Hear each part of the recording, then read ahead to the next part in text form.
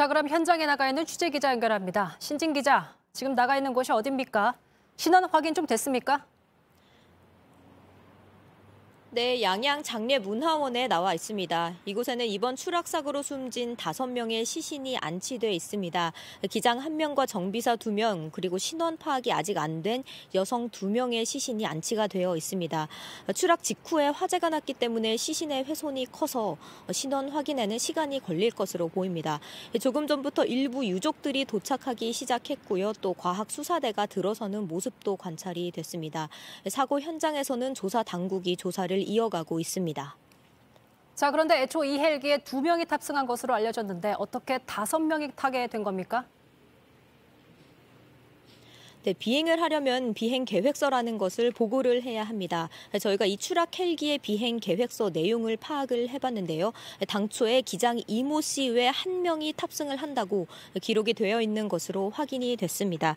숨진 기장 이모 씨가 오전 8시 51분쯤 직접 양양공항 출장소에 전화를 해서 이런 내용을 보고를 했고요.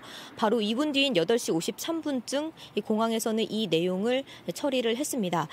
그러니까 2명만 탈 것이라고 보고가 됐고 그대로 승인이 돼서 비행을 하게 된 것인데요. 이렇게 제출된 계획 보고와 실제 탑승 인원이 다른 것은 명백히 항공안전법 위반입니다. 자, 그렇다면 탑승 경위에 대한 조사가 확실히 이루어져야겠네요. 네, 그렇습니다. 항공안전법 위반에 대해서는 국토부에서 조사가 들어갈 것으로 보이고요. 또 경찰은 이렇게 위반을 해서 3명이 추가로 타게 된 경위가 무엇인지, 이런 위반 사항이 이번 사망사고에 어떤 영향을 미쳤는지, 그리고 기체가 노후된 것은 사망사고에 어떻게 영향을 미쳤는지 등을 조사할 것으로 보입니다. 앞서 말씀드렸듯 이 헬기는 지자체가 계약만 했을 뿐 소유는 민간 업체에 있습니다. 그리고 기장과 정비사 등도 민간 업체에 소속된 것으로 알려집니다. 지금까지 양양 장례문화원에서 JTBC 신진입니다.